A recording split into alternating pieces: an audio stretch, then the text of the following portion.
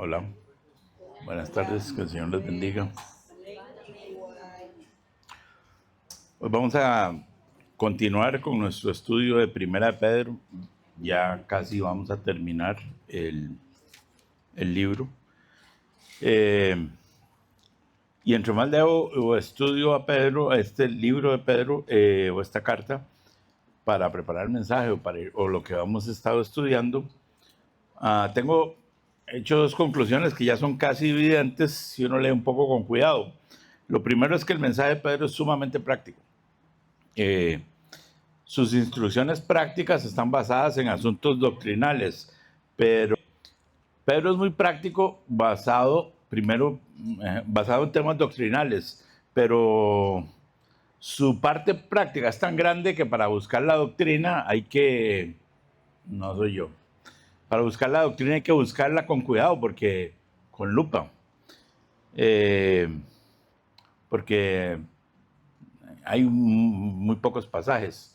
Si usted lee Romanos es un montón de doctrina y allá, por final, un poco de consejos prácticos. Y la otra conclusión a la que llegué es que Pedro habla tanto y tanto y tanto de vivir en medio del sufrimiento que yo no sé cómo es que existe la teología de la prosperidad.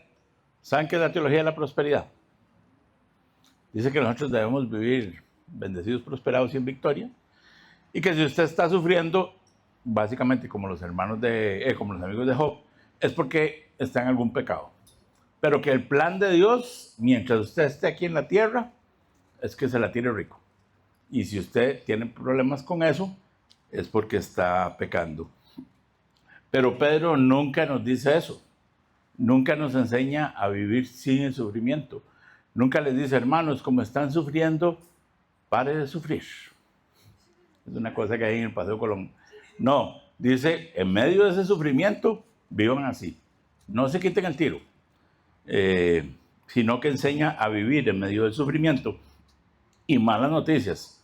Hoy viene más de ese tema y de hoy en 8 más de ese tema. No les quiero hacer spoiler, pero si ven el versículo 12 con que empieza el pasaje, que va a ser de hoy en 8 si Dios quiere, se van a dar cuenta que viene más sufrimiento.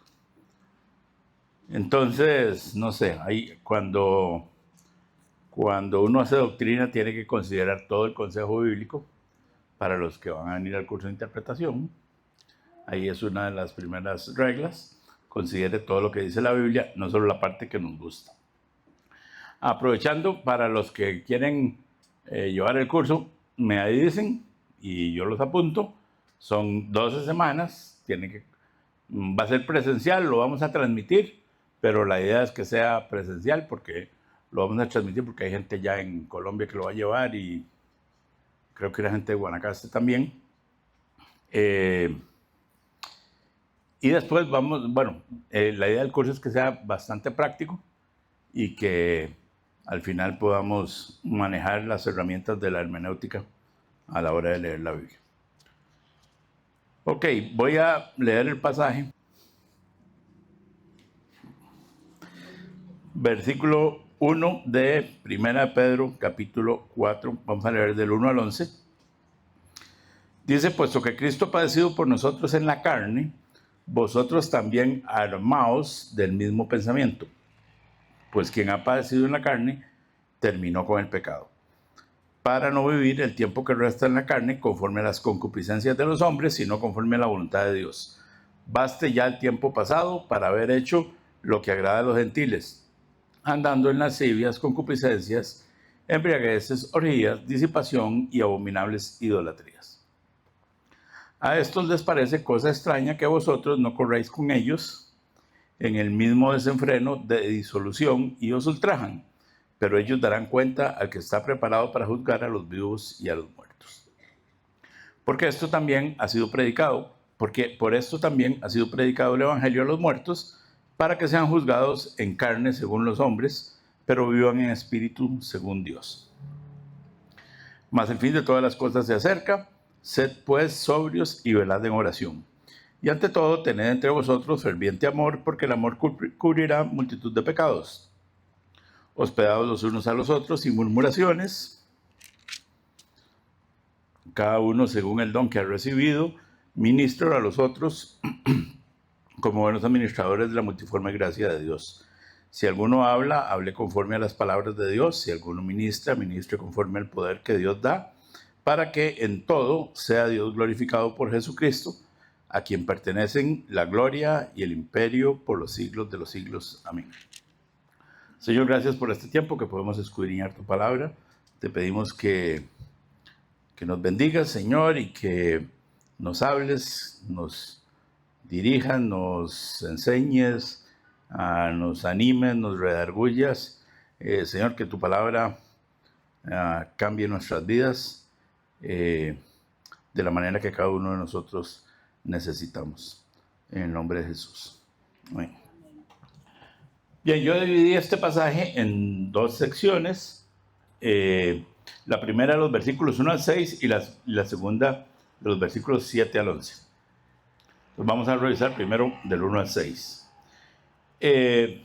Esta sección está basada en la sección anterior que estudiamos con Andrés la semana pasada. En Reina Valera empieza diciendo, puesto que Cristo ha padecido por nosotros, entonces hace referencia al capítulo anterior, donde habla, para los que no vinieron hoy 8, o los que no vieron la prédica, del sufrimiento injusto de Jesús para traernos salvación.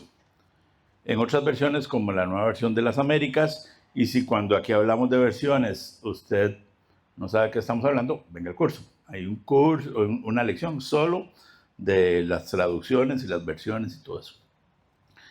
En la Nueva Biblia de las Américas el pasaje inicia con por tanto. Entonces, en ambos casos, está claro que Pedro ahora lo que va a escribir es por lo que dijo en el capítulo 3. Recuerden que la Biblia no se escribió con capítulos y versículos, sí se escribió con párrafos, aunque no como nosotros hoy que ponemos un punto ahí aparte y un punto y seguido y una coma. Escribían todo seguido y muchas veces pegado, y hay que decidir hasta dónde va una palabra y dónde va otra. No era el papel como ahora, entonces había que ahorrar campo,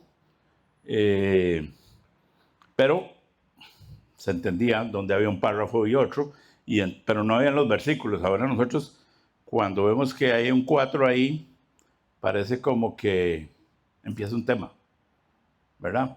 Pero no necesariamente es así. De hecho, los versículos y capítulos no son inspirados, ni están en los textos, copias de la Biblia, sino que sirven para que localicemos el versículo, ¿verdad? Porque imagínense que yo les diga, bueno, vamos a leer, no sé, en Isaías, allá donde dice, si tus pecados fueran como la nieve, fueran rojos, y todo el mundo, ¿y dónde está eso? ¿Verdad? Entonces, sirven para referencia, pero a veces confunden cuando leemos, porque nos parten las ideas. Entonces, lo que quiero es pegar la idea con que Pedro va a empezar con el capítulo anterior donde hablaba del sufrimiento de Cristo. Ok. Hace un rato dije, Pedro lo que hace es pone una base doctrinal y luego da consejos. Bueno, no sé si la Biblia da consejos o da órdenes prácticas, ¿verdad? Y luego vuelve a poner una base doctrinal y pone otras órdenes prácticas. Entonces, si usted revisa ahí, y no es una pregunta retórica, es una pregunta que quiero que revisen y contesten en su Biblia, de cuál es la base doctrinal que Pedro pone ahí en esta primera parte del 1 al 6. ¿Cuál cree? Vean sus Biblias.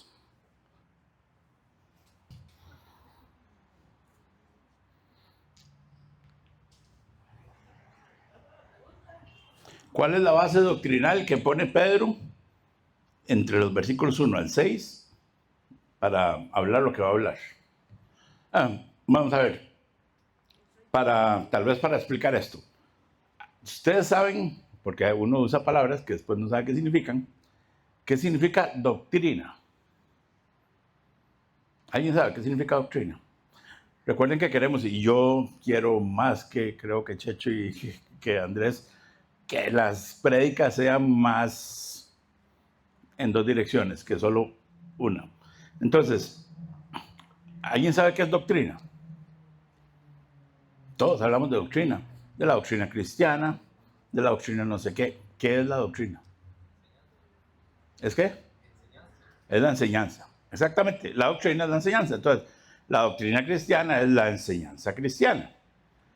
Entonces, en esta parte hay una parte que es práctica, que dice, si yo les digo, vayan al primer piso, eso es algo práctico, no hay ninguna doctrina.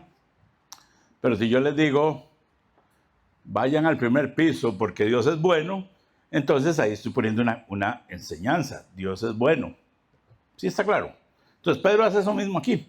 Entonces lo que quiero es que ustedes vean ahí en su Biblia y me digan qué consideran o cuáles versículos consideran que es la base doctrinal, o sea, la enseñanza bíblica que Pedro está diciendo para luego decir unos consejos prácticos.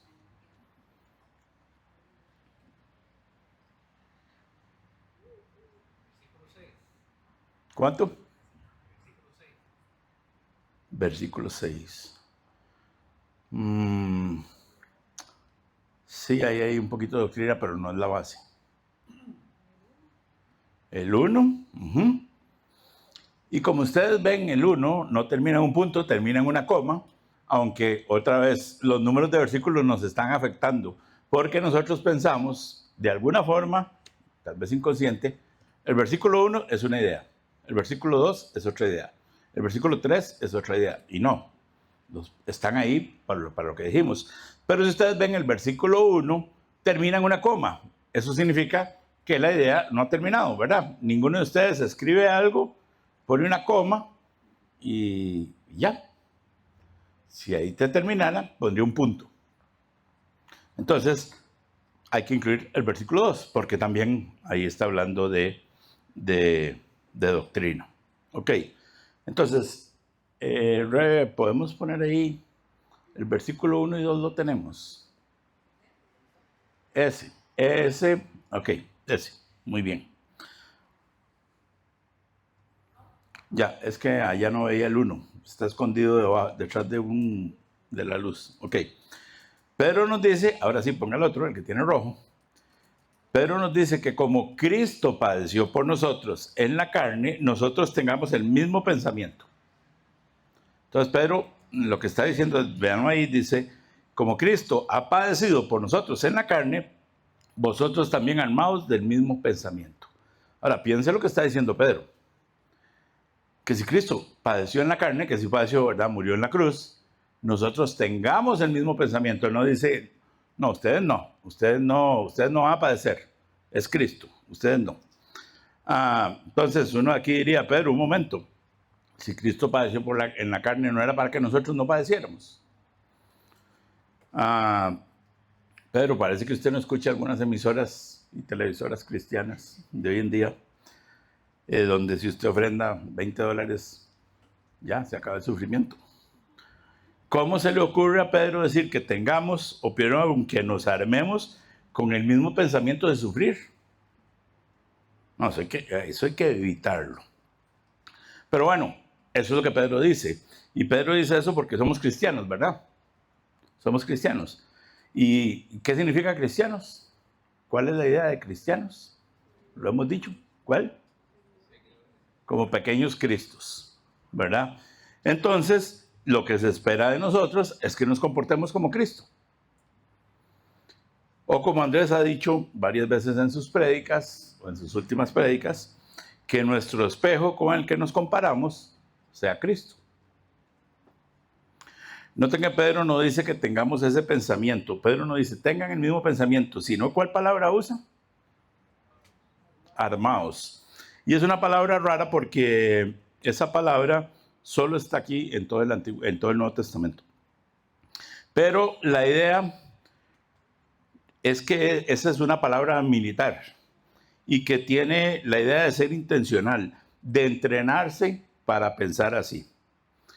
No es solo un conocimiento teórico, sino que lleva la idea de hacer un trabajo como un entrenamiento de un soldado para adquirir ese pensamiento. Entonces, como si Pedro dijera, vean, de ahora en adelante ustedes se van a levantar a las 5 de la mañana a tratar de meterse ese pensamiento en la cabeza de sufrir. ¿Les gustaría? Bueno, a las 8 de la mañana. No, porque es sufrir. Entonces a las 4 de la mañana nos vamos a levantar a meternos un pensamiento en la cabeza. Debemos sufrir. Si hay que sufrir, ¿verdad? Los seres humanos somos muy interesantes. Entonces, primero, no queremos sufrir. Entonces Pedro nos tiene que enseñar que si hay que sufrir, debemos sufrir. Pero ¿sabe qué hicieron los cristianos después? Se pusieron creativos. Cuando empezó a avanzar el tiempo y empezaron las persecuciones de parte de los romanos y mandaban a la gente al circo, ¿verdad? Los mataban. Entonces, unos dijeron, bueno, ¿por qué los romanos dijeron? La política romana, bueno, no voy a contar toda la historia, pero la política romana era, si Checho es cristiano y nadie lo acusa, no lo persiguen. No pasa nada, ahí él vive tranquilo. Pero si a mí, Checho es vecino mío, a mí me cae mal y yo hoy lo acuso y digo, oiga, ese es cristiano. Entonces ahí sí, llegaba la policía romana, llegaban los soldados romanos y lo arrestaban y lo trataban de que él adorara al emperador y si no, va para el circo, ¿verdad?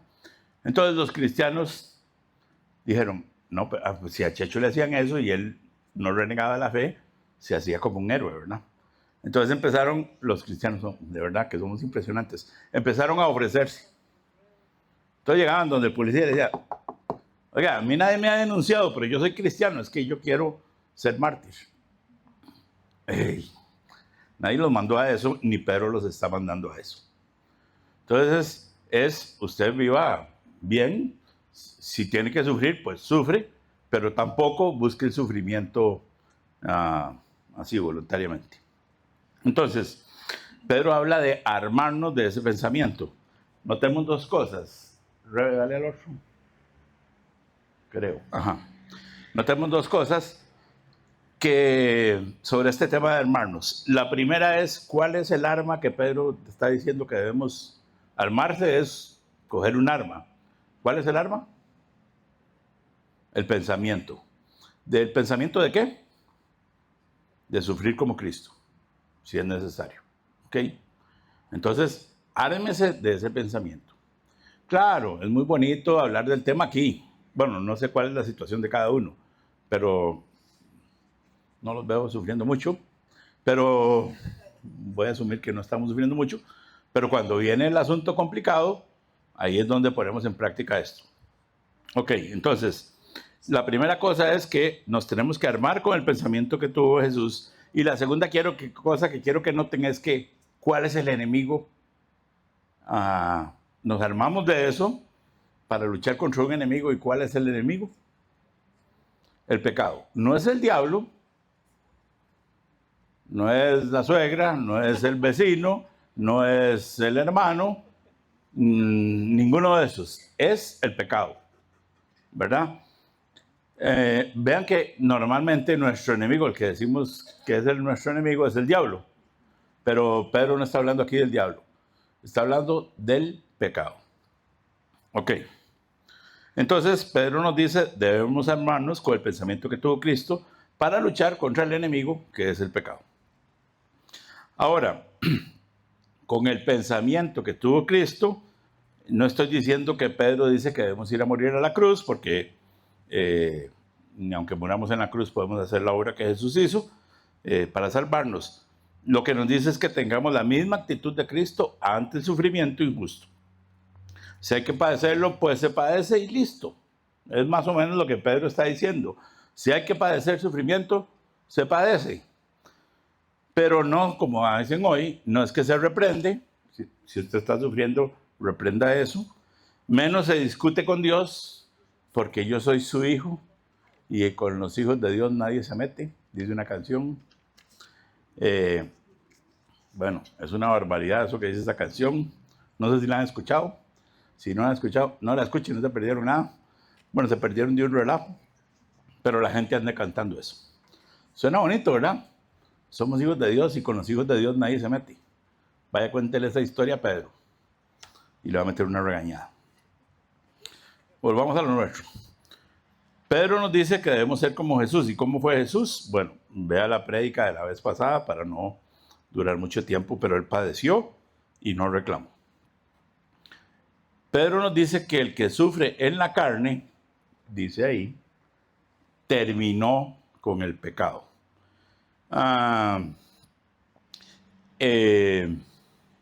Eso puede ser interpretado de varias formas, y hay un pleito ahí, ¿qué significa?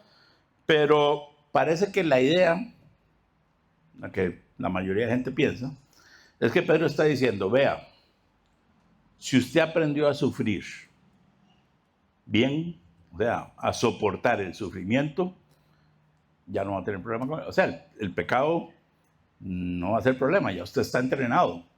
¿Sí me explico? Digo, Checho aguantó que lo echaran del trabajo, aguantó que lo echaran de la casa, porque se hizo cristiano, aguantó por no sé qué. Muy probablemente el problema con el pecado lo va a poder manejar bien, ¿verdad? Si estuvo dispuesto a morir por Cristo, debería, no tiene carita mártir, ¿verdad? Pero si está dispuesto a morir por Cristo, debería tener menos problemas con el pecado. Y ustedes saben que así es la cosa, ¿verdad? Nosotros tenemos problemas con el pecado porque, digámonos la verdad, nosotros nos la tiramos rico como cristianos. A nosotros nadie nos está persiguiendo. Yo estoy seguro que cuando usted va corriendo porque viene un policía detrás para que lo quiere arrestar por ser cristiano y pasa una muchacha al frente, no la vuelve a ver, usted va corriendo. Ahora, si usted va en el carro tirándose al rico y pasa la muchacha, pues tal vez la vuelva a ver, ¿verdad? Entonces es diferente la situación. Entonces el sufrimiento parece ser una especie de entrenamiento que debe traer la consecuencia de que no vivamos el resto de nuestras vidas conforme a los deseos humanos. Lo que Pedro nos dice, sino conforme a la voluntad de Dios. Los cristianos debemos tener la misma actitud de Cristo ante el sufrimiento, y eso nos lleva a que nuestra vida ya no gire en torno a los deseos normales de la gente, sino en torno a la voluntad de Dios, como debería ser.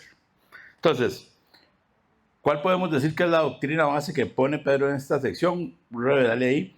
Cristo sufrió injustamente y nosotros debemos armarnos con esa misma actitud. De esa manera estamos capacitados para vivir nuestra vida según la voluntad de Dios y no según las pasiones humanas. ¿Estamos de acuerdo? Ok, ahora, como tenemos esta enseñanza, para no decir doctrina, esa enseñanza, viene la parte práctica, que son los versículos 3 al 6.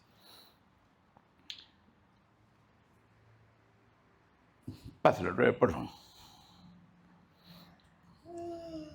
Y otra. Ok. Con base en eso, entonces, Pedro les dice que ya es suficiente. Ya es suficiente.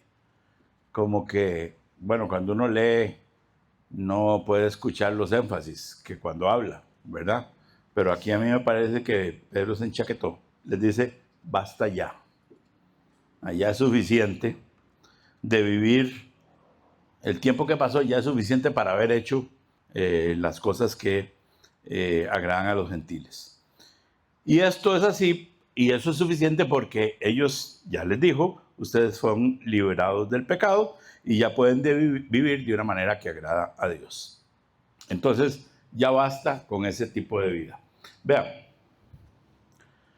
ayer creo que estábamos hablando, no me acuerdo, un día de esto estábamos hablando de que qué relajo, que la gente hacen eso en el gobierno o apoyan estas cosas y no hacen lo que la Biblia enseña y no sé qué.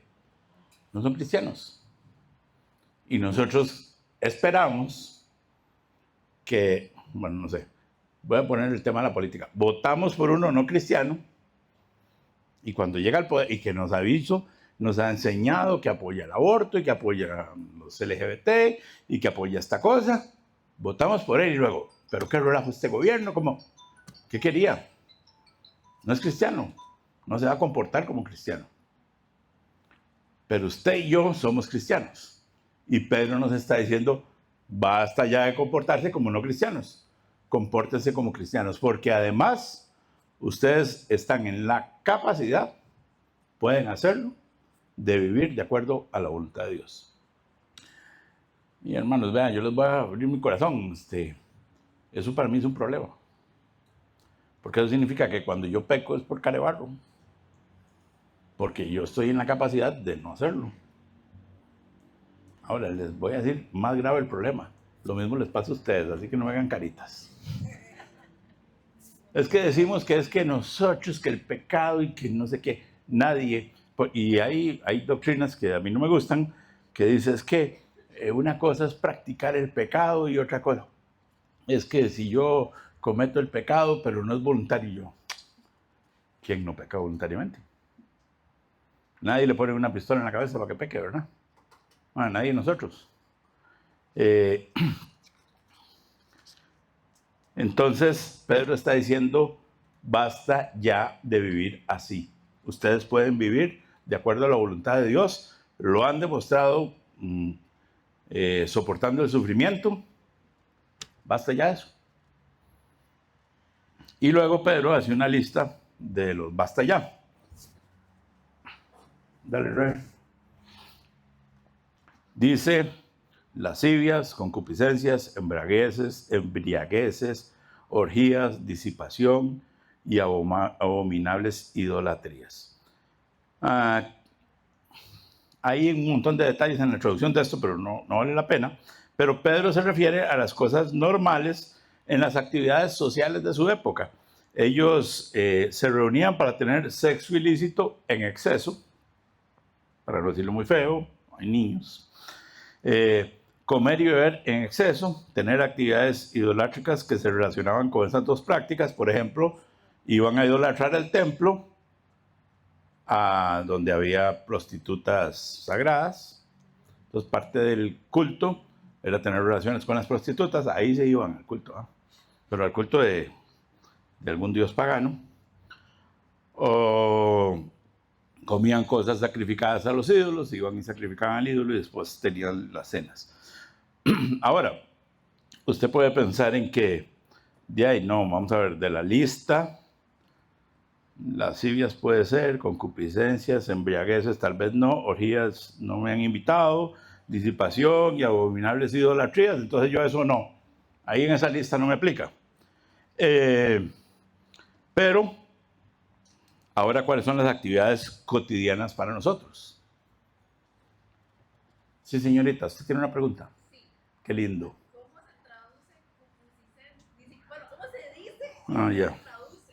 Ok, como, digamos, malos deseos. Okay. Ok, entonces, ahora hoy en día nuestras actividades cotidianas para actualizar la lista, ¿verdad? Para que no se quiten tiro de que, no, yo en esto no ando. Sería, bueno, ya es suficiente de vivir diciendo mentiras, peleando, siendo infieles, irrespetando al marido, no amando a la esposa, diría Andrés, ¿verdad?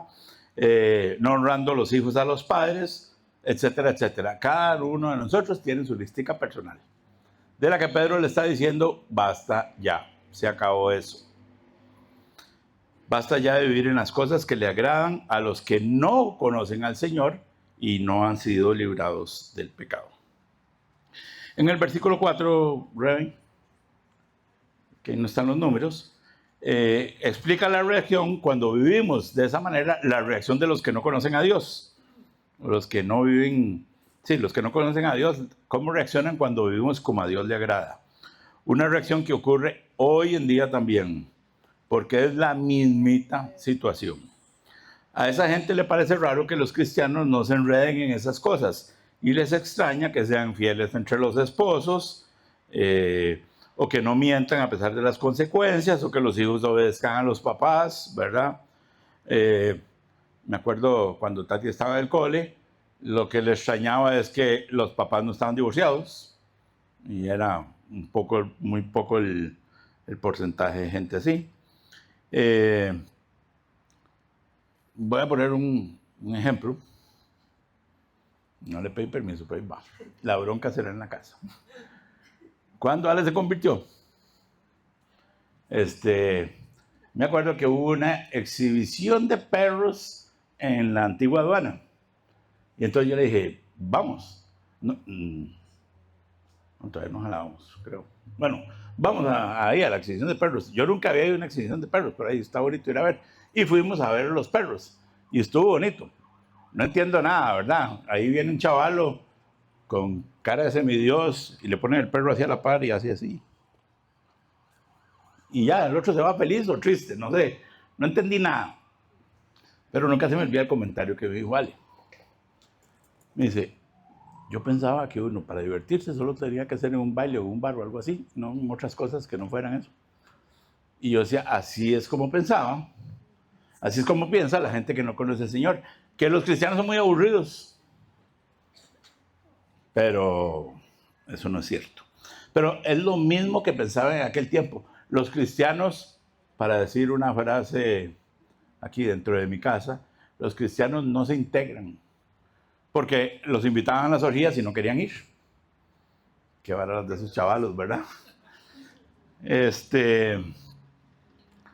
Entonces, el tipo de vida de los cristianos les parece raro a los que no conocen al Señor, y lo que termina ocurriendo es que los cristianos eran y somos ultrajados, ¿verdad? Somos insultados por eso. Y yo sospecho que eso pasa porque nos convertimos en un reflejo. Y decimos, vea, sí se puede vivir así, sin descarriarse. Entonces eso acusa al que hace lo malo, que sabe que está haciendo lo malo. Eso lo digo yo, no lo dice Pedro. Lo que sí dice Pedro es que los que ultrajan a los cristianos van a ser juzgados por el Señor, en el versículo 5. Dale, Roy. Ahí está. Ok, ahora, esto es muy interesante porque también es muy actual, aunque es muy viejo. Esta bronca empezó en Génesis 1, pero hoy en día está en lo mejor. El asunto es que hay un choque de cosmovisiones. ¿Saben qué es una cosmovisión? Así o así. Son las dos opciones. Si usted sabe, así así. Si no sabe, así así. Para saber yo más o menos. Ok, digamos que una cosmovisión, para hacerlo sencillo, es una forma de ver la vida o de entender el mundo y lo que ocurre. ¿Verdad? Entonces, no sé, sigo con Checho, que es que lo tengo aquí. Yo me burlo de Checho, me doy media vuelta y me tropiezo y me caigo. Entonces, alguien con alguna cosmovisión, que no sé cómo se llama, dice, fue el karma. Y así explica la vida. Y nosotros conocimos un amigo que ya murió, que era Krishna, y él decía, era uno de los líderes de Krishna, de los Hare Krishna aquí en Costa Rica, y él decía que él, su cosa favorita era burlarse de los cristianos porque no podían explicar el karma. Porque si yo me burlo del Checho y me caigo, usted como cristiano, ¿cómo me explica eso? Él lo explicaba con el karma. Y entonces decía que los cristianos no podían explicarlo. Entonces su cosmovisión decía eso. Ahora, mi cosmovisión puede ser que fue una casualidad, porque yo no creo en el karma. Y cada quien tendrá su cosmovisión. Todos nosotros tenemos una cosmovisión. A veces hay cosmovisiones y cosmovisiones, ¿verdad? Hay unas que uno dice, bueno, tiene que pensar más las cosas. Otras no. Entonces, vivimos en un mundo donde hay un choque de cosmovisiones. Y la pregunta es, ¿y cuál es la verdadera? ¿Me caí yo por una casualidad? ¿Me caí por el karma? ¿O por qué fue que me caí? ¿Cuál es la razón de eso? Entonces, voy a usar otro ejemplo sencillo que está muy de moda hoy en día, que es, bueno, no es sencillo, es muy triste, pero es el aborto. ¿Se puede abortar o no? ¿Está bueno o malo abortar? La cosmovisión cristiana, basada en la Biblia, dice que es malo porque el feto es ser humano. Y entonces sacamos el versículo desde que estaba en el vientre de la madre, ¿verdad? Y la vida humana es protegida por Dios, entonces usted no le puede quitar la vida humana, y menos a un ser indefenso. Y como alguien dijo, el lugar que debería ser el más seguro del mundo para un bebé se convierte en su tumba. Otras cosmovisiones creen o dicen creer, porque parece que hay un tema de negocio ahí, que primero el feto no es un ser humano y por tanto no hay problema matar un feto. Es como quebrar el huevo y una gallina. Entonces el gran pleito es, ¿cuál es la verdad? quién está mal y quién está bien. Necesitamos un árbitro, ¿verdad? Y Pedro tiene la respuesta, porque noten que dice que un día va a haber un juicio y en ese día va a haber un juez y ese juez va a decidir, está preparado para juzgar a los vivos y muertos, y entonces ¿qué es lo que ese juez va a hacer? Va a decir, esto está bien y esto está mal. Y con ese juez hay un problema, no se discute. Yo en el curso de introducción a la Biblia, a veces cuando me acuerdo, le digo a la gente sobre el universo que existe, ¿verdad? Que la gente dice, no, es que yo creo que, sí, bueno, vamos, el aborto, es que yo creo que sí, que hay que abortar, no sé qué. ¿Y por qué no? Me preguntan. Entonces yo digo, porque la Biblia dice que no. Pero ¿y qué importa? La Biblia es uno más, no sé qué. Entonces digo, vea, este universo lo creó Dios. Si a usted no le gusta, cree el suyo, ponga sus reglas y se va ahí. Pero mientras esté en este, va a tener que atenerse a las reglas del que creó este. Entonces, así está la cosa. Ese juez que determina lo que va a estar bien lo que dice, el que va a decir qué está bien y qué está mal, ya lo dijo. Eso es como que a usted le hagan un examen y le pasen las preguntas del examen antes. Ya usted tiene las respuestas. Y esas respuestas están en las escrituras. O sea, Dios escribió el reglamento. Y después nada más va a coger el reglamento y va a decir, venga señor, aquí está el reglamento, ¿cómo está usted con este reglamento? Mal. Ya compañero, vea, lo crié. Le di el manual. Se lo restregaron en la cara no sé cuántas veces. Y usted se puso negativo. Entonces, voy y muero en la cruz. Y sigue necio. Ya no puedo hacer más. ¿Qué quiere que haga? Lo otro que queda es forzarlo, pero eso no va a ocurrir. Entonces, esa gente que nos ultraja va a ser juzgados. Y Dios va a decir, bueno, era de esta forma. Ok, al final, vamos al versículo 6, Rebe. Al final de la primera parte, en el versículo 6, hay un texto ahí un poco raro, porque dice que el evangelio ha sido predicado a los muertos para que sean juzgados en la carne, según los hombres, pero vivan en espíritu, según Dios. Entonces, no voy a hacer todo el enredo que hay ahí detrás de eso, pero lo que creo que ese versículo dice es que el evangelio ha sido predicado aún a los que ya murieron, ¿ok? Para que ellos que fueron juzgados en la carne según los hombres, o sea, lo que está diciendo Pedro, ellos fueron ultrajados y toda esa cosa, vivan en el espíritu según Dios. Entonces, otra vez está diciendo básicamente lo que dijimos antes. Hay una forma de vivir y el que decretó cuál es esa forma de vivir es Dios. Usted puede vivir de la manera en que Dios ordena, y va a tener vida en el espíritu, aunque va a ser juzgado en la carne, según los hombres. Pero creo que Andrés fue el que dijo, no le tengan miedo a los hombres. Bueno, la Biblia también dice eso. No le tengan miedo a los hombres, no le tengan miedo a lo que dicen. Yo sé que hay una presión, pero tranquilos, todo va a salir bien, literalmente. Entonces, Reven, dale ahí. Entonces Pedro nos dice que en la práctica basta ya de vivir como los inconversos, a pesar de lo que ellos creen y nos desprecien, porque ellos van a ser juzgados por eso. Entonces, hermanos, paremos esta cosa ya. Yo les estoy hablando, debería estar ahí sentado también, pero me tocó hablar. Tenemos que parar el asunto, o sea, tenemos que cambiar nuestra vida. Yo sé que también la Biblia dice por el otro lado, y no quiero crear falsas expectativas, ¿verdad? La Biblia dice, Juan dice, yo les escribo esto para que no pequen, pero si pecan tienen un abogado. Entonces, yo sé que ustedes van a pecar y yo voy a pecar a partir de hoy, pero hermanos, metámonos ese pensamiento en la cabeza, armémonos del pensamiento de Cristo y vamos para adelante. y vamos para adelante a vivir una vida que agrade al Señor. Bien, vamos ahora a la otra sección que es del 7 al 11. Esta también tiene la misma estructura de una base doctrinal y una práctica, pero esa es la base doctrinal. Esa es la doctrina, ¿verdad? Esa es la enseñanza. Y vean que es algo muy sencillo. Más el fin de todas las cosas se acerca.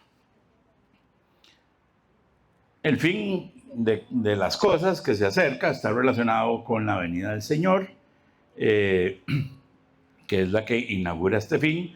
Y el tema de la venida del Señor es un asunto que ya lo vemos sin asombro o sin consecuencias para nuestra vida. Pero es una expectativa y una esperanza que hay en la Biblia por todo lado. Y Jesús lo dijo y los discípulos lo repitieron.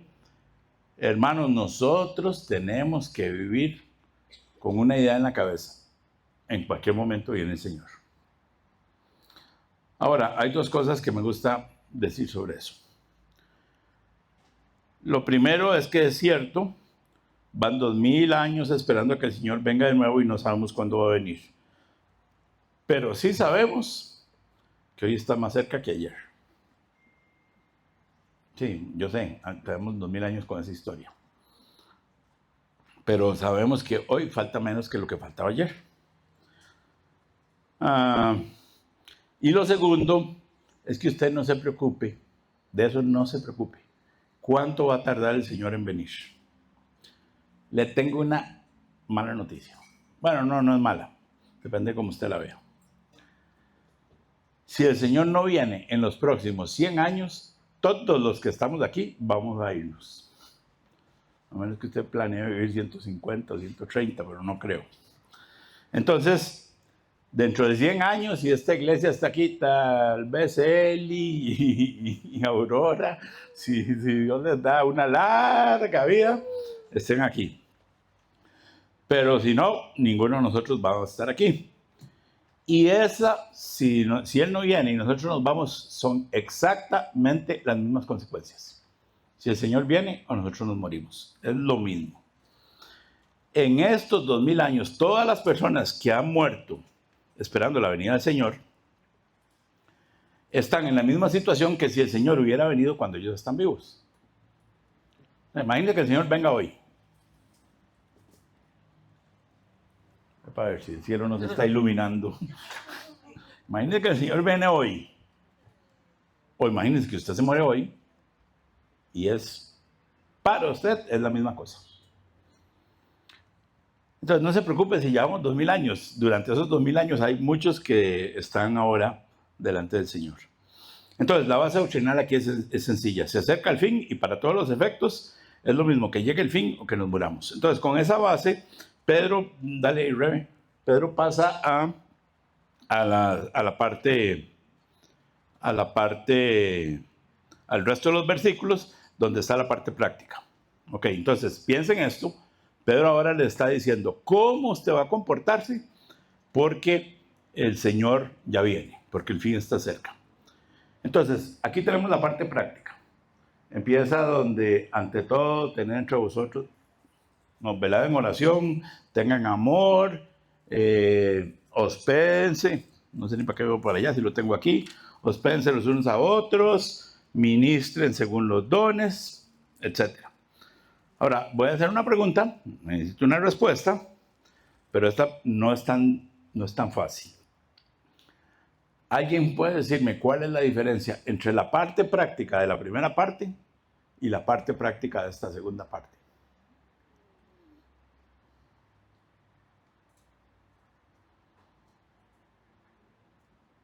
¿Y la práctica?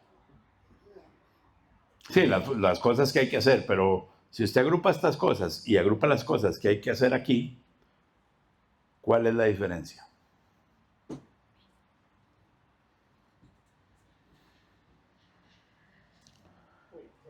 Sí. En la primera se dice, no hagan esto. Ajá. En esta se dice, hagan esto. Bueno, eso es una diferencia, sí, pero es una forma de decir hagan lo otro. Muy bien, Checho. No exactamente para uno, muy cerca. La primera parte es para cómo nos relacionamos con la gente de afuera, con los no cristianos.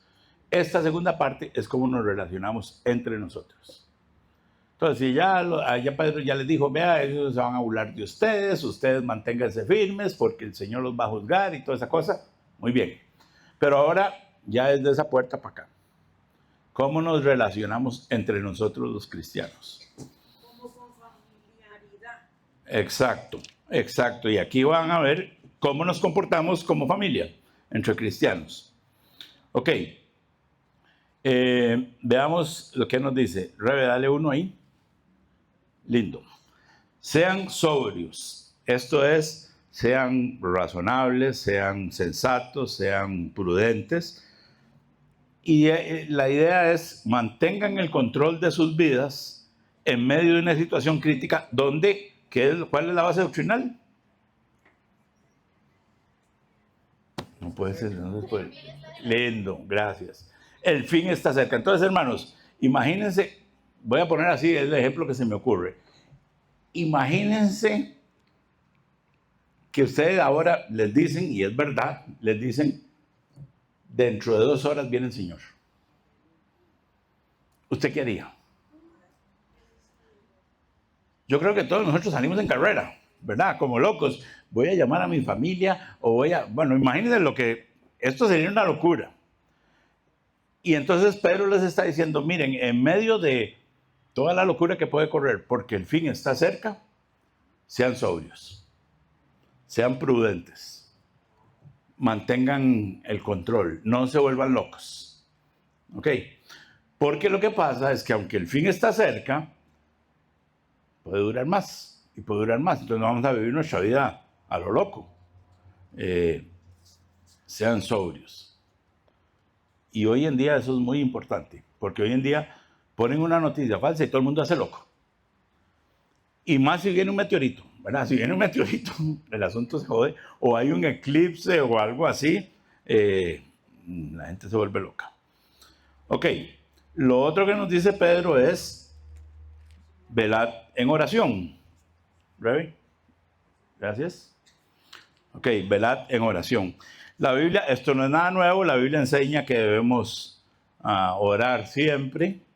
Y Pedro lo menciona otra vez en el contexto de que el fin está cerca y de que hay que ser sobrios. Entonces, parece que la oración ayuda a no caer en la locura que puede implicar la llegada del fin y continuar y contribuye a estar sobrios. Entonces, ante la loquera de que, no sé, de que la guerra, se armó la guerra otra vez allá entre aquellos, ¿verdad? Tranquilo, ore, manténgase en oración, ¿verdad? Creo que eso es lo que Pedro nos está enseñando. Y este que sigue me gusta mucho del rey. Amarse, dice Pedro, amarse fervientemente. Y ante todo, tened entre vosotros ferviente amor, porque el amor cubrirá multitud de pecados. Ok, Jesús hablando del fin, en Mateo 12, 24-12, dijo, y por haberse multiplicado la maldad, el amor de muchos se enfriará. ¿Ven lo que Jesús dijo?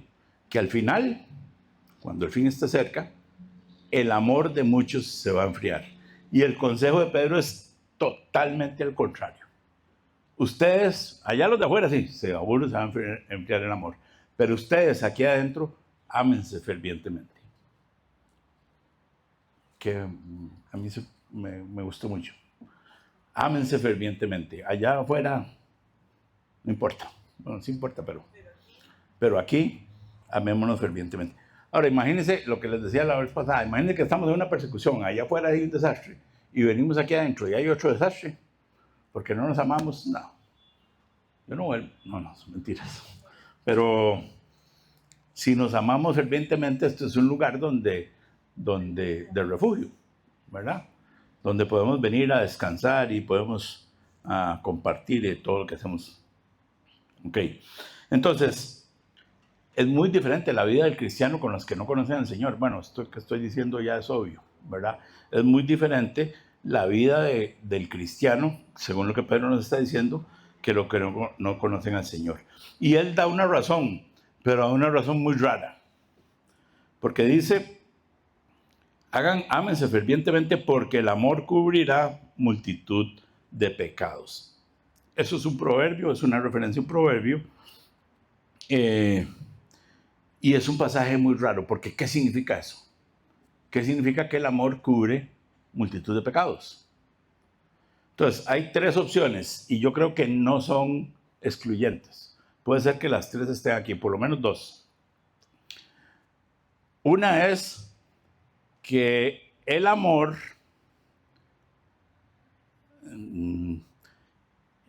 del que, ¿cómo lo digo? El que recibe, a ver cómo lo escribí.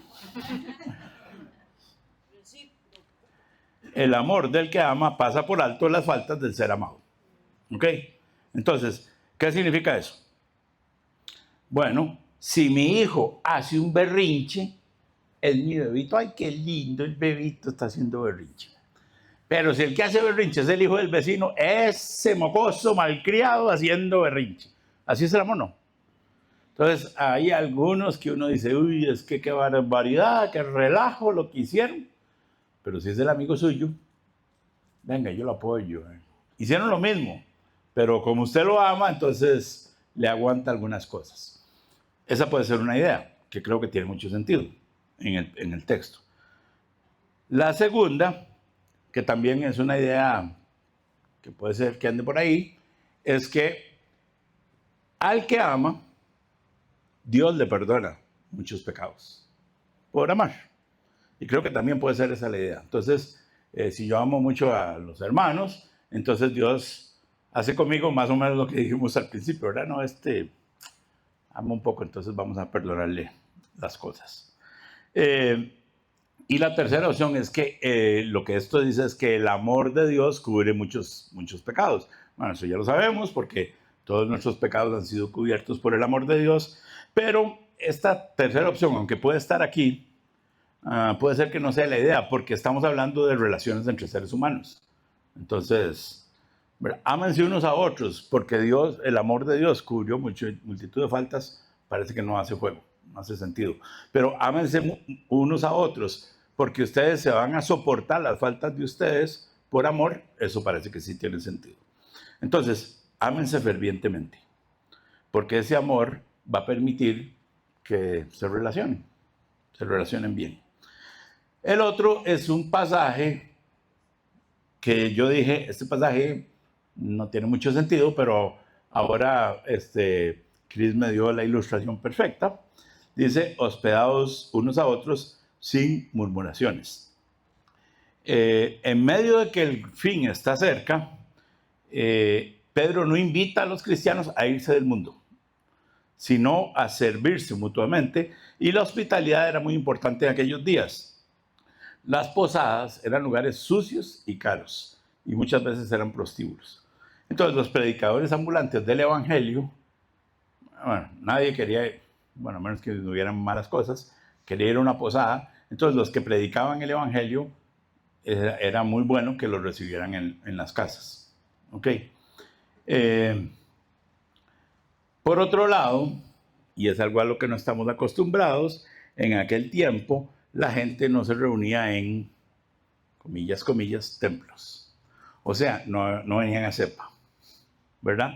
Sino que se reunían en casas. Y si se reunían en casas, pues ocupamos a alguien que sea muy hospitalario para abrir la casa, para que la iglesia se reúna.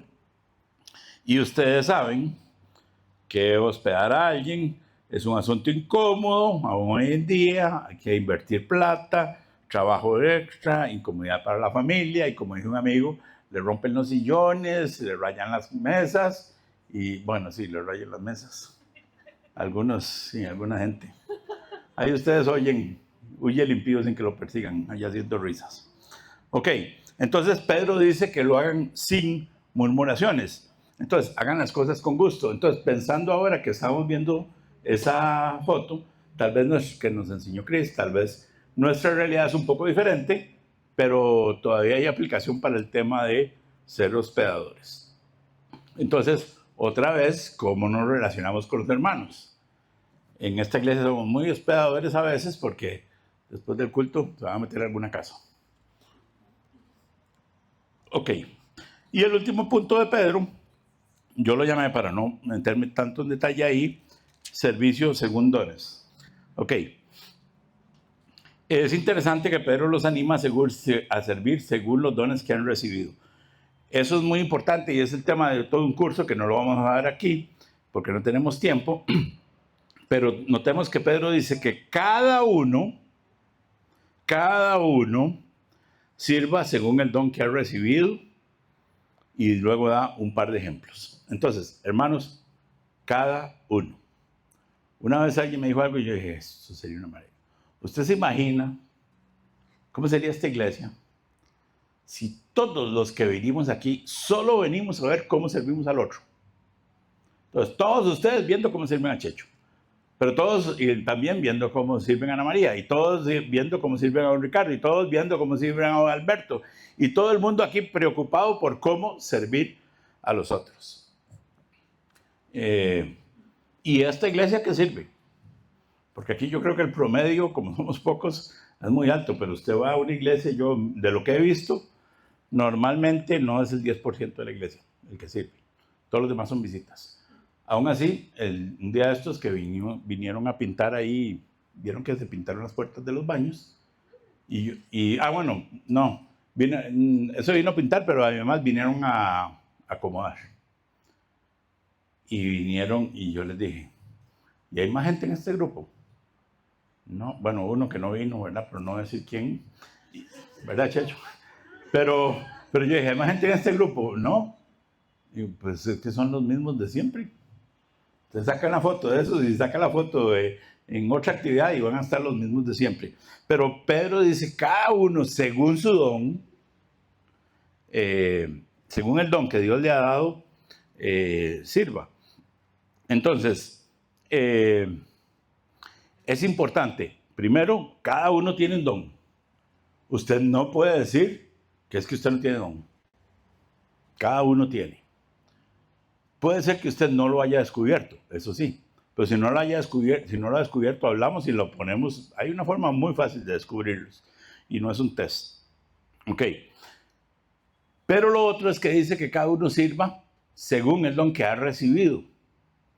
Y voy a poner un ejemplo muy fácil. Para no herir a nadie, yo voy a poner de ejemplo.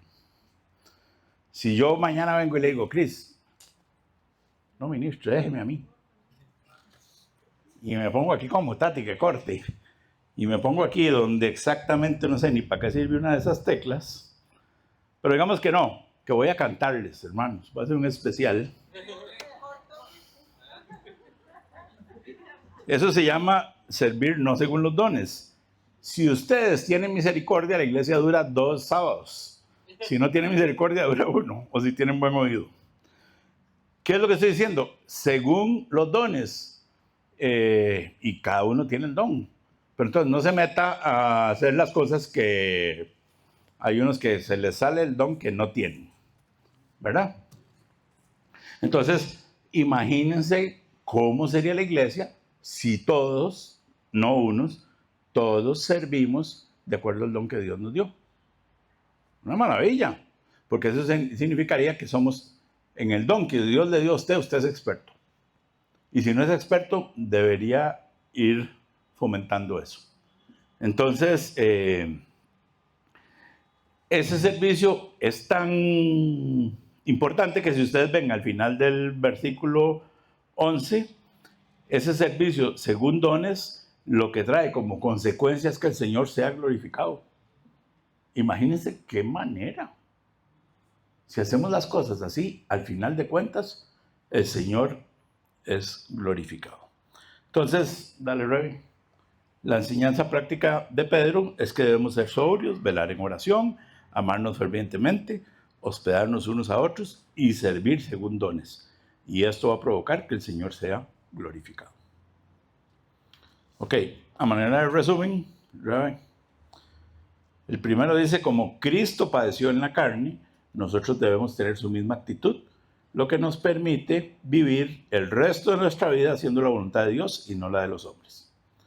Y el segundo, como el fin está cerca, debemos ser sobrios, velar en oración, amarnos fervientemente, hospedarnos unos a otros y servir según dones, y esto va a provocar que el Señor sea glorificado. ¿Cómo la ven? Estamos para entrar en este tema. Que el Señor nos ayude a vivir nuestras vidas como Él quiere. Oremos. Aquí es muy bonito estudiar esto. No sé si les parece bonito. Es muy fácil estudiar esto. Pero allá, cuando salgamos de aquí, es cuando hay que ponerlo por obra. Y entonces es donde necesitamos la ayuda del Señor. Señor, gracias por tu palabra. Gracias por tu guía amorosa a través de las palabras de Pedro. Te pedimos que nos ayudes a vivir de esta manera. Hemos quedado sin excusa para no hacerlo. Entonces que por favor tu Espíritu Santo nos recuerde estas cosas, Señor, y que podamos ponerlas por obra y que podamos ser hombres y mujeres, pequeños Cristos, hombres y mujeres cristianos, hombres y mujeres que viven haciendo la voluntad de el que llamamos nuestro Señor. Pero que también, como cristianos, aquí dentro de nuestra congregación, dentro de nuestra familia, podamos poner por obra estas cosas que nos enseñan a través de Pedro, de manera que crezcamos como cuerpo y que al final de todo tu nombre sea glorificado por la obra del Espíritu Santo en nuestras vidas. Te lo pedimos en el nombre de Jesús. Amén.